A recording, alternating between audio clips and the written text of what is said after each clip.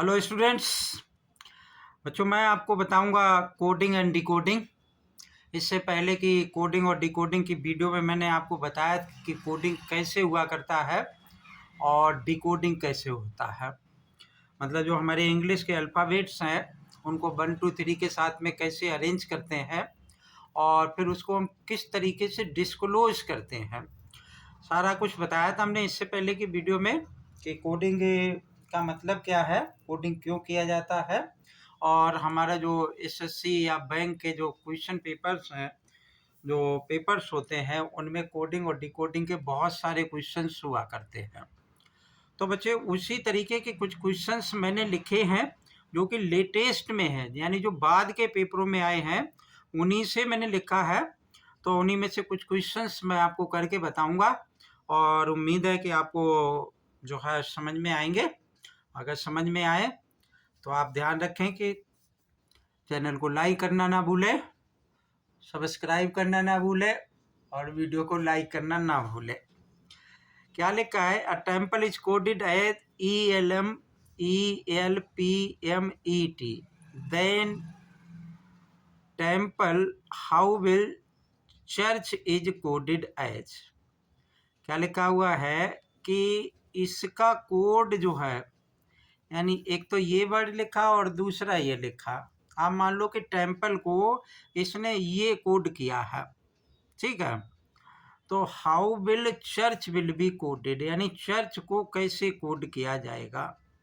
तो हमें क्या दिखाई दे रहा है कि जैसे टी लिखा हुआ है यहाँ पर, हम मिक्स मैच करके देखेंगे, नंबरिंग भी डाल करके देखेंगे, कैसी किसी तरीके से एक सिमिलर पैटर्न सा सामने आ जाए, है ना। तो देखते हैं।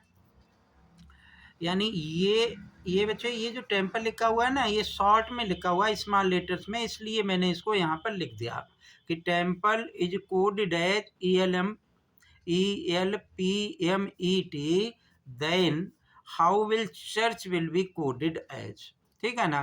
तो ये हमारे पास क्या है कि TEM और PLE, ठीक है।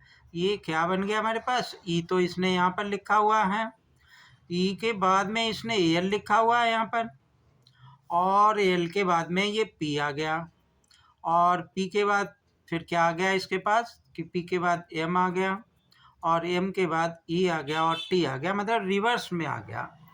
ये क्वेश्चन आया बच्चों एसएससी सीपीओ में 2019 में। तो अब ये बहुत आसान है। क्या लिखा कि चर्च लिखा हुआ है, तो चर्च का कोड क्या होगा बच्चे? पलट देते हैं हम इसको। AH आ जाएगा, C आ जाएगा, R आ जाएगा, U आ जाएगा, AH आ जाएगा, C आ जाएगा। इतने सारे मुझे पेपर में चेक भी करने की ज़रूरत नहीं है। क्यों? क्योंकि हम इसमें देख लेंगे कि AHCR, जैसे H सभी में है, C दूसरे नंबर पर है, R इन दोनों में नहीं है, तो इसका मतलब हमारा इन दोनों में ऑप्शन सही होगा। उसके बाद U दोनों में आ गया, और उसके बाद एच इसमें आया, तो इसका मतलब क्या है कि हमारा ये वाला ऑप्शन, बी वाला ऑप्शन करेक्ट ऑप्शन होगा। ठीक है ना। तो अब देखते हैं ये क्वेश्चन नंबर 2 क्या लिखा है कि अरुण इज कोडेड एज 54। और 54 का बच्चों क्या मतलब हो गया कि भाई जैसे इंग्लिश अल्फ़ाबेट्स हैं हमारे कि ABCD, मैंने पहले भी बताया, EFGHIJ KLMNOPQRSTUVWXY और Z। ठीक है। अब देखो, अरुण को इसने कोड किया 54। अरुण मतलब ए पर कितना है? 1 है। तो मैंने ए के लिए क्या लिख लिया? 1 लिख लिया। फिर उसके बाद आर आया। अब आर हम देखें कहाँ पर है? आर हमारे पास है ये वाला। ठीक है। तो जब भी आप एसएससी या बैंक का पेपर देने जाते हैं तो आप इसको ज़रूर लिख लें पहले ही, क्योंकि इससे रिलेटेड बहुत सारे क्वेश्चन होंगे, तो आपको बार बार लिखना नहीं पड़ेगा, और बिना लिखे आपका काम नहीं चलेगा। तो अब आर हम देखें तो 1 2 3 4 5 6 7 8 9 10 11 12 13 14 15 16 17 और 18। तो ये आर हमारा कितने पे पहुंचा है? +18 पर पहुंचा है, क्योंकि 54 तभी हो पाएगा जब हम इसको प्लस करेंगे या मल्टीप्लाई करेंगे। अब उसके बाद क्या आ गया? प्लस का यू आ गया। अब यू हमारा कितने पे होगा? 18 पर ये तो 21 पे हो गया, प्लस 21 आ गया। ठीक है, और उसके बाद हमारा अब क्या रह गया, एन रह गया। एन ये 18 तो ये 14 पर हो गया। तो अब इन सब का टोटल किसके इक्वल हो गया, 4 1 5 और 5 8 5 13 1 14 यानी 54 के इक्वल हो गया। तो इसका मतलब हमारे पास क्या है कि वरुण को भी हम इसी तरीके से लिख लेंगे। यानी बी कहाँ पर है, बी हमारा STUB, तो ये बी यहाँ पर पहुँचा। ये कितने नंबर का, 18 19 20 21 22, तो मैं इसको 22 लिख दूंगा। फिर ए को 1 लिख दूंगा। ठीक है, फिर आर को हम क्या लिख देंगे, जो भी आर की डिजिट आएगी 18 आएगी। ठीक है, फिर यू का फिर हमने क्या लिख लिया कि यू यहाँ पर है, तो यू की जगह मेरा 21 है, फिर 14 है। तो इन सब का टोटल अगर हम करेंगे तो कितना आ जाएगा, टोटल करके देख लेते हैं। 4 1 5 8 5 13 1 14 और 14 और 2 16, इसमें आज 76 हो जाएगा, क्योंकि बाकी इसमें 6 है ही नहीं कहीं पर, इसलिए हमारा आंसर क्या हो जाएगा, 76 आ जाएगा। ओके, और आगे नहीं करने की ज़रूरत है क्योंकि टाइम लगेगा हमें। यहाँ क्या लिखा, if Rome is written as more, there is written कैसे लिखा जाएगा, ये कहाँ आया बच्चे, SSC CGL में आया, 2015 में आया है। ठीक है, तो यहाँ दे रखा है इसने RDAE तो ऐसे नहीं मालूम पड़ता। हमारे पास क्या ऑप्शन हो सकता है कि हमारे पास ये जो हमने इंग्लिश अल्फ़ाबेट्स लिखे हैं, या तो उनके साथ मिक्स मैच करूँगा, या फिर मैंने चलो पहले यहाँ पे लिख लिया कि रोम, ROME लिख लिया, यही तो लिखा हुआ है। और यहाँ लिखा इसने डेयर, तो डी लिख लिया, डी के साथ में क्या आ गया, ए आ गया, फिर आर आ गया, और फिर मेरे पास यानी ई तो ई के साथ में आया हुआ है। ओके, और आर के साथ में क्या आया हुआ है, डी आया हुआ है, यानी आर पहले नंबर पर है ना। तो यहाँ पर हम देखें कि क्या बनेगा, MO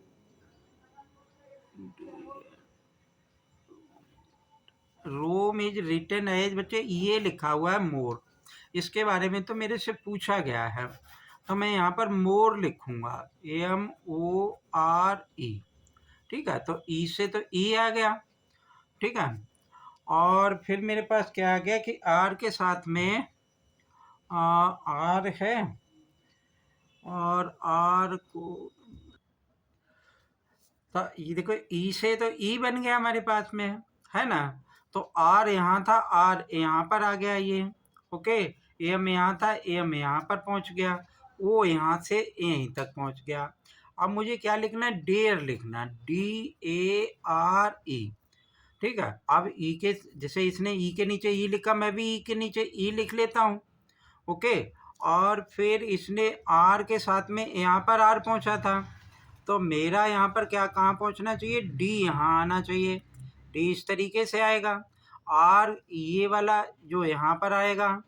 ठीक है, तो इसका मतलब क्या है, और ए इसके नीचे ही ए आ जाएगा, तो ये क्या बन जाएगा, ये वाला ऑप्शन RADE, ये वाला ऑप्शन हमारा क्या हो जाएगा, करेक्ट ऑप्शन हो जाएगा।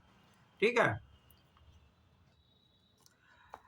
ये लिखा है in a certain language the fashion is coded as, तो फैशन को लिख लेते हैं भाई बच्चों, FASHION।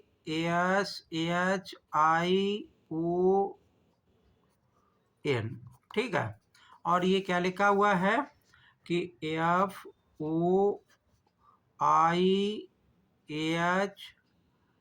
FOIASAN, मतलब AN के साथ में N और F के साथ में F। मुझे किसका कोड करना है, प्रॉब्लम को कोड करना है, तो मैंने यहाँ पर लिख लिया प्रॉब्लम, PROBLEM। अब F तो F के साथ में रहा, तो P के साथ में P बना रहेगा। ठीक है, और यहाँ N के साथ में N था, तो M के साथ में क्या बना रहेगा, M बना रहेगा। अब हम इसमें देख लें P और M, यानी P इसमें भी पहला और लास्ट वाला M इसमें भी है, इसमें P है और M है, इसका मतलब हमारा ऑप्शन या तो ये वाला हो सकता है या फिर हमारा ये वाला ऑप्शन हो सकता है। ठीक है ना। अब हम देखें कि जैसे A के साथ में क्या आया, इसका O आया, तो अब इसने चेंज कैसे किया, ए को कहाँ लेकर के गया, ए को यहाँ लेकर के आया, तो आर को यहाँ लेकर के आएगा इस ई के नीचे। तो इसके नीचे अगर मैं आर यहाँ पर लिख लेता हूँ तो ये वाला ऑप्शन मेरा क्या हो जाएगा, करेक्ट ऑप्शन हो जाएगा, क्योंकि इसने यहाँ पर एल लिख रखा है। अब मुझे और आगे नहीं देखने की जरूरत है। अब ये क्या कह रहा है, in a certain code the garnish is written as, क्या लिखा, RGAINNS। ठीक है, ये कहाँ आया, SSC CGL में 2015 में। मैंने इसी टाइप के ढूंढ करके लिखे हैं बच्चे, तो इसको पहले लिख करके देखते हैं कि ये लिखा मेरे पास GARANISH, ठीक है ना, GARANISH। और नीचे मेरे पास क्या लिखा है, नीचे लिखा है कि RGAINN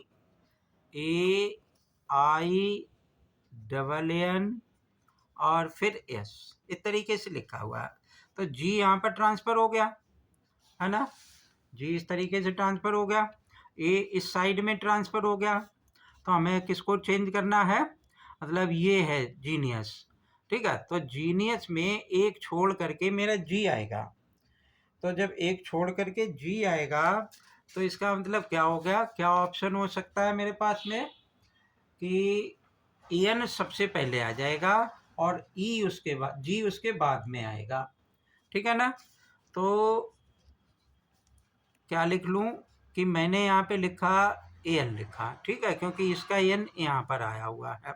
और N के बाद मेरा क्या आ गया कि E है, ये G यहाँ से यहाँ आया तो G मेरा यहाँ पर आ गया। ठीक है, उसके बाद क्या आ जाएगा, ऐसे ही E आ जाएगा। फिर क्या आएगा, फिर आएगा ये यहाँ पर इसने किया O आया, और फिर I आया, फिर क्या आएगा, S आएगा, और फिर U आएगा। अब हम देखें कि इसमें कौन सा हो सकता है, ये वाला ऑप्शन करेक्ट हो जाएगा। अगर हम इसको फिर से मिलाएं तो आप देखो कि G तो ये आ गया, एक यहाँ पर पहुँच गया, मैंने ये कैसे लिखा मतलब, और फिर इसको ये यहाँ पर पहुँच गया। ठीक है, फिर N के साथ में ये N आ गया, I यहाँ आ गया, और S यहाँ पर पहुँच गया, और ये H यहाँ पर आ गया, है ना। तो ये इस तरीके से ये H है बच्चे, तो इस तरीके से ये बनेगा। नेक्स्ट वाला क्वेश्चन देखें, in a certain code mouse is written as, क्या लिखा, PRUQC, हाउ इज शिफ्ट। तो ये आया SSC CGL में बच्चों 2015 में। तो अब इसमें क्या होगा देखते हैं भाई, पहले हम लिख लेते हैं कि माउस MOUSE, ठीक है, और नीचे क्या लिखा है इसने, PRUQ और C, ये लिखा हुआ है। ठीक है, तो M के बाद में इसने P लिख रखा, क्योंकि P तो इसमें इधर उधर घुमाया तो है नहीं, तो M के बाद P कितने नंबर के बाद में आता है, 2 नंबर के बाद में आ जाता है, वो 3 नंबर के बाद में आ जाता है। तो मैंने इसमें प्लस का 3 कर दिया, तो मैं क्या करूँगा, इसमें भी प्लस का 3 कर दूंगा, BJIDR में। ओके, तो प्लस का 3 किया, तो इसमें अगर मैं प्लस का 3 करूँगा तो हमारे पास क्या है ये कि, सॉरी, ये लिखा हुआ शिफ्ट, तो ये आंसर का पार्ट है, तो मैंने यहाँ पे लिख लिया शिफ्ट, SHIFT। ठीक है, तो एस के बाद में 3 डिजिट के बाद में हमारे पास क्या आ जाएगा, बी आ जाएगा। ओके, अब देखो ओ के बाद इसने क्या लिखा, आर लिखा, तो प्लस का 3 यहाँ पर भी हो गया, तो एच के बाद भी मैं प्लस का 3 कर दूंगा, यानी इसमें मैंने क्या किया, प्लस का 3 किया, तो इसमें भी मेरा क्या आ जाएगा, प्लस का 3 आ जाएगा। तो एच में जब 3 लेटर के बाद में क्या आ जाएगा, के आ जाएगा। ठीक है, आप देखें यू तो यू रहा, कुछ भी नहीं किया, तो इसका मतलब मैं यहाँ पर आई मैं यहाँ पर भी लिख लूँगा। अब मैं देख लेता हूँ क्या इनमें से कुछ काम चल सकता है, तो BI के, तो ये वाला ऑप्शन मेरा क्या हो जाएगा, बी वाला ऑप्शन करेक्ट हो जाएगा। ठीक है, तो ये बच्चों कुछ क्वेश्चंस थे कोडिंग और डिकोडिंग से रिलेटेड। तो कोडिंग क्या होता है, कैसे करते हैं हम कोडिंग को, ये बात हमने पहले के वीडियो में बताई थी। इसमें कुछ क्वेश्चंस जो कि किससे रिलेटेड थे, बर्ड्स तक रिलेटेड थे, सिमिलर थे। तो आगे के वीडियोज में मैं बताऊंगा कि नंबर कैसे रिलेटेड होगा, अल्फ़ाबेट यानी नंबर से कैसे रिलेटेड होगा। ठीक है, वीडियो अच्छी लगे जरूर लाइक करें, चैनल को सब्सक्राइब नहीं कर रखा हो तो चैनल को सब्सक्राइब कर लें। Thank you.